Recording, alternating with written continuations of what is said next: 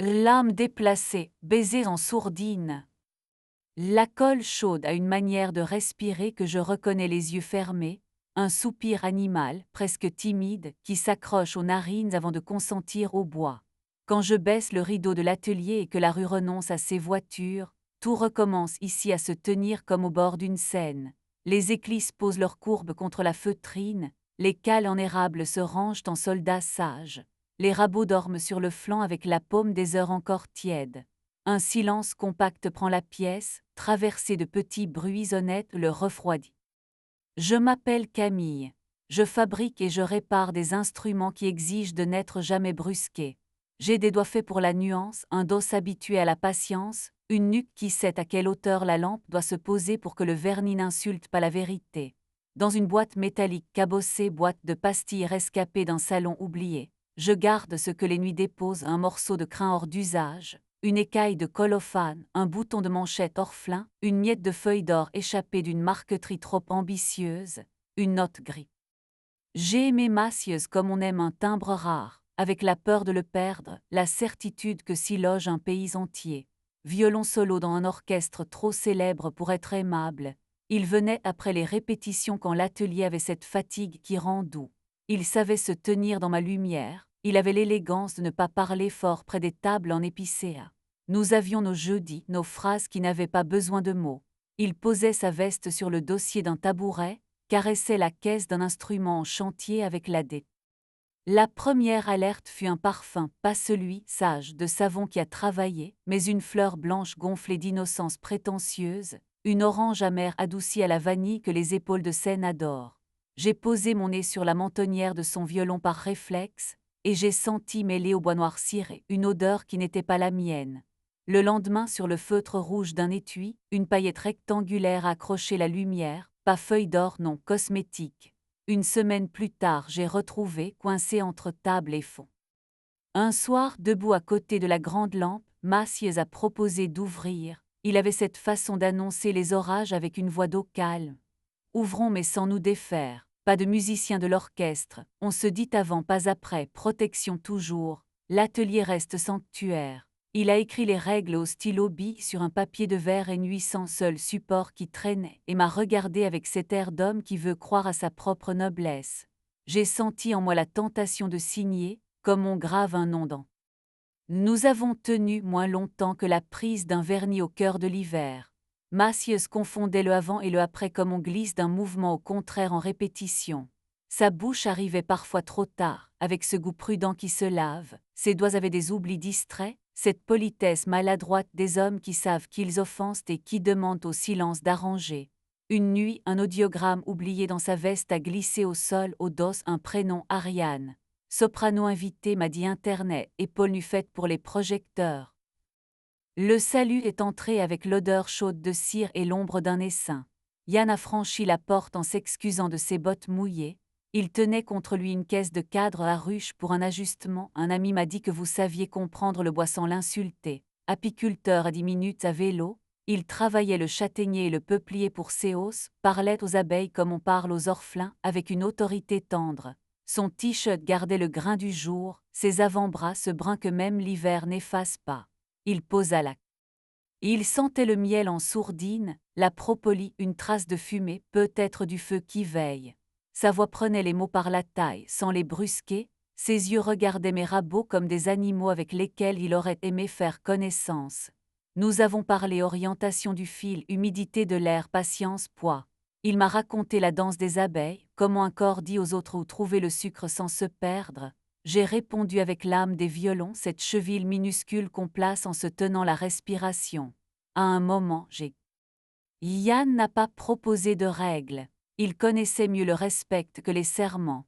Il ne posait pas ses lèvres au-dessus d'une table vernie, il essuyait ses mains avant de me toucher, il respirait bas quand le bois écoutait. Nous avons élu quelques refuges, le banc près de la vitre où la ville se reflète, le coin d'escalier qui craque comme un rire, le toit contre la gaine d'extraction où les bouches n'affolent pas les instruments.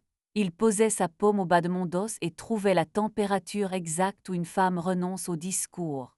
Mes jambes se souvenaient. Mathieuse a lancé sa grande soirée, la nuit des cordes. Les partenaires adorent ces nuits où nos métiers deviennent un décor. on organise des signatures en direct, on révèle les secrets d'atelier, on photographie des mains en leur demandant de sourire. J'ai dit oui parce que mes violons méritent d'être montrés autrement que sur un devis. Les affiches promettaient un bar de colophane, des essais d'archet sur des cordes muettes, des conférences sensibles. Ariane entrerait, je le savais, je me suis tenue prête non pas pour la guerre, mais pour... Ariane a fait son entrée dans une robe qui disait « Regardez-moi », parfum d'oranger en premier violon, cheveux qui feignaient la simplicité, bouche qui sait le rouge exact. Massieuse un pas derrière, prêt à jouer l'homme civil. Elle a posé ses doigts sur une table d'harmonie comme on flatte le flanc d'un animal, a demandé si l'âme, c'est vrai, se déplace à la main nue. J'ai parlé de l'outil du souffle qu'il faut retenir, de la patience. Je n'ai pas humilié la pièce, je ne me suis pas humiliée.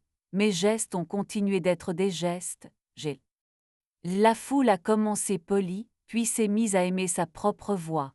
On a voulu frotter des archets sans colophane pour sentir la vérité du crin, on a caressé les vernis, on a demandé des recettes, j'ai baissé la lampe d'un cran. J'ai ouvert le rideau côté rue pour que l'air ne s'abasourdisse pas. Yann s'est tenu près de l'établi, chemise claire, un peu de cire sous l'ongle, il m'a regardé comme on veille une ruche. Nous nous sommes trouvés du regard et c'était tout, pas de promesses, pas d'aveux, un présent entier. Après les verres tièdes et les rires qui se défont, j'ai monté l'escalier métallique vers le toit. La ville respirait sa pluie, la gaine vibrait un peu comme un bourdon. Yann m'a rejointe, n'a pas prononcé mon nom, il a posé 2 doigts au creux de ma nuque, exactement là où le vernis de mes journées craque si l'on insiste. Son front contre le mien suffisait, sa bouche, quand elle s'est avancée, n'a pas demandé d'excuses. Mes doigts ont appris par cœur la couture de sa manche, mon ventre s'est souvenu de vivre. Nous avons compté jusqu'à 10 pots. Il existe une version de cette soirée où je renverse un pot de colophane au pied d'Ariane, où je brandis la paillette retrouvée, le fil blond, les règles écrites sur le papier de verre, où j'offre à l'atelier un théâtre qu'il n'a jamais demandé. Je n'ai pas cette compétence-là, je sais déplacer des âmes, pas des foules. J'ai choisi l'économie des bonnes coupes, on retire juste ce qui entrave, on n'abîme pas ce qui tient. Massier a tenté une phrase à mi-voix, une supplique qui ressemblait à un soupir mal placé. Demain, j'ai répondu non. Les jours suivants, j'ai ouvert ton par respect pour les instruments qui n'aiment pas la gueule de bois des humains. J'ai remis droit un chevalet qu'une main impatiente avait torturé, j'ai poli un vernis pour qu'il pardonne l'été, j'ai changé des cordes qui criaient. J'ai glissé dans ma boîte cabossée l'audiogramme froissé, la paillette, le fil blond, non pour les caresser, non pour me torturer, mais pour mesurer ce que j'avais appris. L'atelier se tient mieux quand je ne lui impose pas mes incendies. Massieu s'est effacé de nos jeudis avec une décence sans bravoure. Il a continué de confier ses instruments en réglage. Les factures ont été réglées rubis sur l'ongle, les mots au strict nécessaire. Ariane a laissé dans les journaux des portraits où sa bouche réussit à s'aimer elle-même. Je lui souhaite de trouver un parfum qui ne supplie pas. Moi, j'ai recommencé à construire, pièce par pièce, un violon pour une inconnue qui n'a pas peur de tenir.